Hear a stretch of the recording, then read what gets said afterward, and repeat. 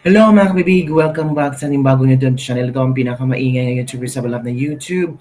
Ako si Kabibig, maglabag-labag na daw. And evidence ako, grabe ang ginawa ni Congressman Kiko Barzaga kagabi.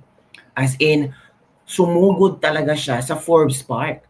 And we are expecting of 2,000 police officers. Mga police doon nakalinya na. Ang gustong makita ni Kiko Barzaga si John Vic Remulla. Pero hindi makita ni Kiko Barzaga, nasaan ba si John Vic? Natakot ba si John Vic Remulla kay Kiko Barzaga? Kaya hindi ito nagpakita sa kanya?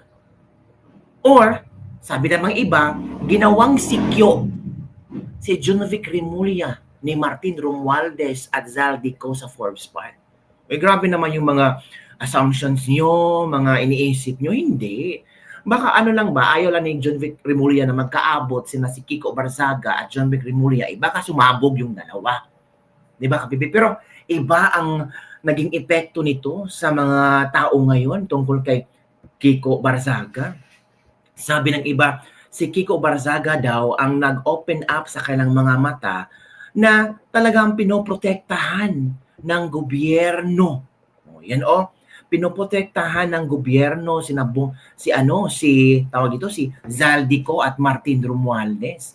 Sabi ng netizen, John Vic Remulla ginawang sikyo ng Forbes Park.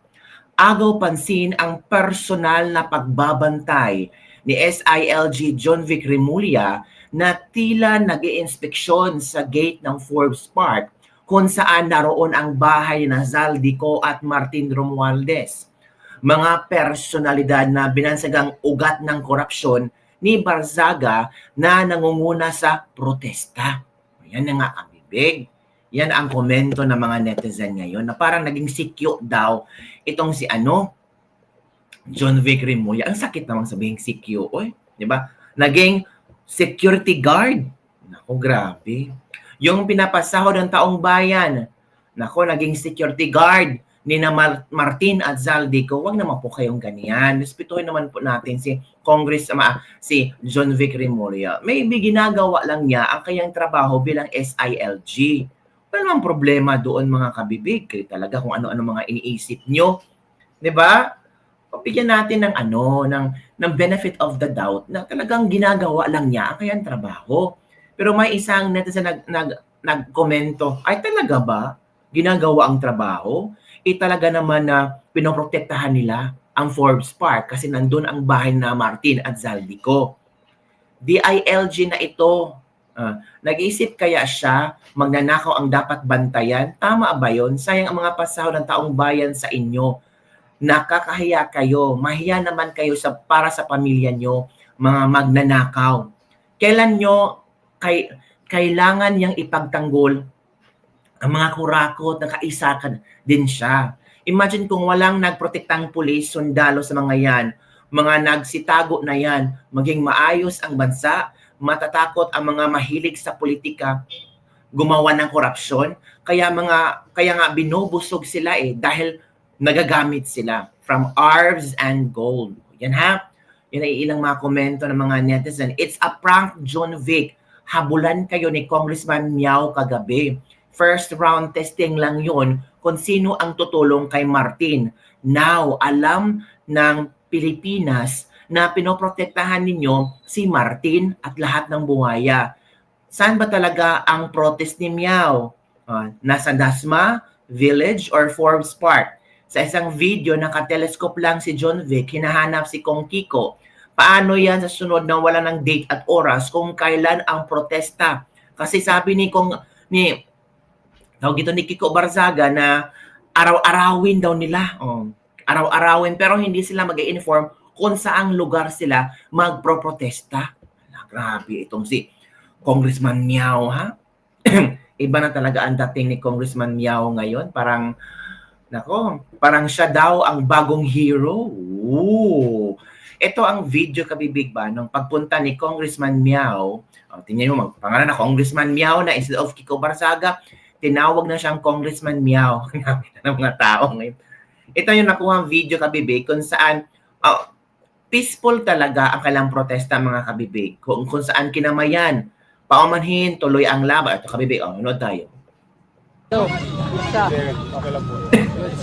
Well, sorry sa taking overtime nyo, but we also have to show the people's anger towards corruption, okay? No problem. Have a great night. Alam ko hindi pa kayo papuwi ng mga tao doon, ng mga superiors, but I wish you all the best and I wish you all have a good night tonight. Sorry talaga sa overtime, but we really have to protest against corruption. Hindi yan talaga kaya ng taong bayan ang nangyayari ngayon sa bansa natin. Okay? Pero I just want you to know I hold no personal anger against our police force and our military. You're all just doing your job, and at the same time I'm also just doing my job. Okay? Thank you. God bless. Thank you. Wow. Thank you. Yan kabibig, oh. Thank you. Humingi ng paumanhin pala si Kiko Barzaga sa adultang kilos protesta. Bigyan natin ng dance ito. Bigyan natin ng dance. Ito naman ang komento ng ating mga netizen. 15 to 20 years from now, pwede na ito maging president. Habang si Kong Miao humingi ng paumanhin sa mga kapulisan, dahil sa abala, yung mga kapulisan naman busy sa papaprotekta ng mga kawatan sa gobyerno. One man with two balls. God bless Congressman Kiko Barzaga. Maraming salamat po sa pagbigay boses. Yan ang Gen Z, di gulo ang hanap. Sana lahat ng Gen Z ganyan may paninindigan. Push lang Congressman Kiko kung ano ang tama. Yung mga tao ngayon alam na kung ano ang totoo, pero sa social media lang nakalabas ang mga hinanakit. Meow. Yan mga kabibig ha. Kita nyo. Merong tingnan natin to mga kabibig ha. Mag-announce mo sila kung magkano at kailan sila magnanakaw para may free exchange of information kami. Yes. Kasi hindi naman namin kailangan sabihin kung anong oras kami nagpo-protest. Pero sila, hindi nila sinasabi kung anong oras sila nagnanakaw. They're stealing anytime, so we're protesting anytime. Very good logic. Yun. Okay, Thank you, sir. mag-announce mo sila kung magkano at kailan sila magnanakaw para may free exchange of information kami. Yes. Kasi hindi naman namin kailangan sabihin kung anong oras kami nagpo-protest. Pero sila, hindi nila sinasabi kung anong oras sila nagnanakaw. They're stealing anytime, so we're protesting anytime. Very good logic. Yun. Noon mga kabibig, iba si Congressman Miao. Tama naman sinabi ni Congressman Miao na hindi nga sinasabi nila kung anong oras sila magnanakaw. Hindi rin namin sasabihin kung anong oras kami magrarally. Tama din naman mga kabibig. Yan ang tunggon ni Congressman Miao. Ito pa. May mga video pa dito na kung saan mga interview ni Congressman Miao. I-share ko sa inyo ano ang inyong komento at reaction hinggil dito. Kung tama lang ba itong mga ginagawa ni Congressman Miao. Ito na. Yes, every day. Pero yung bukas, yung next day, surprise, hindi ko sasabihin kung saan subdivision, hindi ko sasabihin kung ilan kami, hindi ko sasabihin kung anong oras. It's just surprise, and sila na bahala. If they want to protect kung gusto na protektahan yung mga magnanakaw dito, at yung mga magnanakaw na nakatira sa mga mamahaling subdivision, sa mga private subdivision na mga 200, 300 million per lot, or yung iba mga 1 billion per lot, then that's fine. That would be perfectly okay. But para sa akin lang, we have to protect the interests of the Filipino people over the interest of corrupt politicians. Yes, every day. Wow. Pero yung bukas, yung next day, surprise, hindi ko sasabihin kung saan subdivision, hindi ko sasabihin kung ilan kami, hindi ko sasabihin kung anong oras.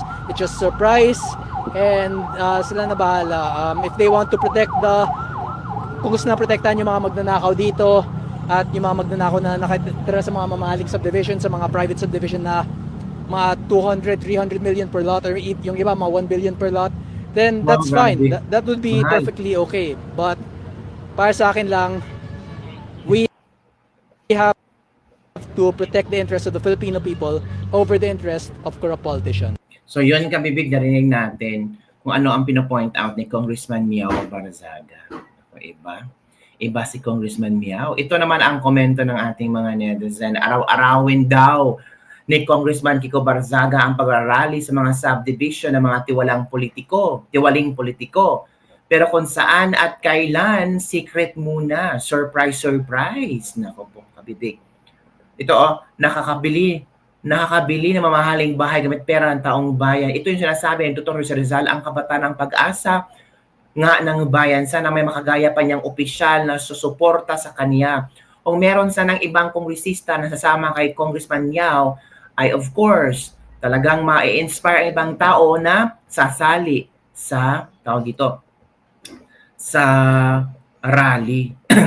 Naku po mga kabibig, ano ang inyong komento hinggil dito? We are targeting the private homes of the corrupt instead of public offices where they steal the money from. Kasi doon nila nanakaw ang pera, pero dito nila dinadala sa mga bahay na malalaki at mamahalin, mga private homes. Yan ang sabi ni Congressman Kiko Barzaga. Grabe kabibig, no? Hindi lumabas si John Vic Remulla, natakot. O, yun ha. Ito yung sinabi ni Congressman. Baka sabihin yung gawa-gawa ko lang issue na ito. Hindi sinabi ito ni Congressman Miao na natakot daw si John Vic. Hindi lumabas si John Vic. No, yan kabibig, oh. Yan. Hindi lumabas si Remulla na takot. Congressman, wala sa edad ang mabuting mambabatas, may malasakit sa kaba ng bayan sa mamamayan. Maraming tumanda na dyan sa Kongreso, sa Senado, pansarili lang hinihintay ng sweldo ng ibang magnanakaw. Siya ang atapang na tao, masaktik nga lang ang ulo, pero ginagawa ang kung ano ang tama. Takot pala si Remulla. Oh. Yabang lang at traidor ang alam ng mga Remulla at takdog kung saan lamang o kaya may pera na bigay, doon sila mabibili ng prinsipyo o walang prinsipyo ng mga tao. Kaya ingat sa sunod na eleksyon, dapat mawala na ang mga mukhang pera na politicians at government workers from Faith Loreto Rebosura. Bibig nun, nakita natin, no? Grabe. Ano ang iyong komento hinggil dito? Parang grabe si Congressman Miao. Trending at pinag-uusapan ngayon si Congressman Miao. Kabibig, ipapakita ko sa inyo ang nangyaring rally kagabi, konting pasilip lang sa kung ano ba talaga ang nangyari, kung paano tawag ito, how they able to control their anger. Ito kay Coco Loco, yung mga kami ba nood tayo. Ikaw naman sa inyo, hindi tayo magkaaway, di ba? Di namin kayo kalaban. Hindi kami mananakit. Sagot na ba kayo? Kaya doon na kayo sa katotohanan. Huwag na kayo doon sa kasinungalingan. Huwag kayong magpabulagan sa nangyari sa bahay natin dyan.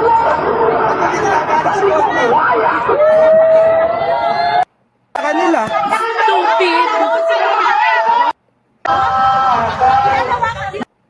Na ganito kayo karami pagka mga drug-addict at krimen. Ganito kayo kaano. Diba? Sana ganito sila karami at kalalakas pag mga kriminal, pag mga addict, pag mga nananaksak.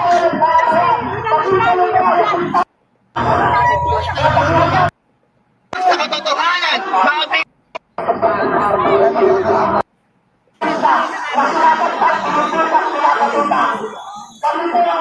Puro mga nagpo-cocaine din yan. Kasi mga bobo eh.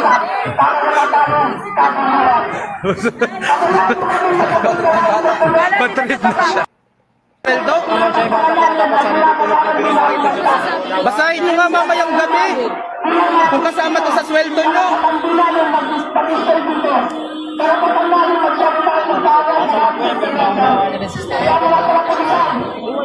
Baka nakakalimutan nyo lang kasi kung anong trabaho nyo. Kapalit ng sweldo. Yung sweldo hindi yung libre ha. May kapalit yun na trabaho. Hindi to. Wala akong maalala na ganito yung trabaho nyo. Sana magkalas-kalas yung mga business center para wala yung mga sahod.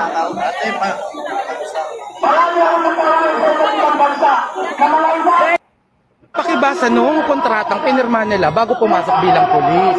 Para maalala lang nila kung sino ang boss nila. Para maalala lang nila kung sino nagpapasweldo sa kanila. Kung ano yung trabaho nila. Baka lang naman nakalimutan. May mga makakalimutin naman talaga. So yun, kabibig, narinig nyo ang mga hinanaing ng maraming Pilipino na nag-join sa rally. Baka daw nakalimutan ng mga pulis kung sino ang boss nila, sino ang totoong boss nila, sino ang napapasahod sa kanila, kung sino ba talaga ang pwede nilang tulungan, mga kabibig. O ito kabibig ha, meron akong video dito na tama din naman ang sinasabi ni Coco Locoy. Iba din ito si Coco Locoy ha, talagang lumalaban ito para sa sambayanang Pilipino. Lumalaban talaga to mga kabibig. Let's watch this video. Agree ako sa mga statement niya dito sa kanyang kagabi sa rally. Ito na kabibig.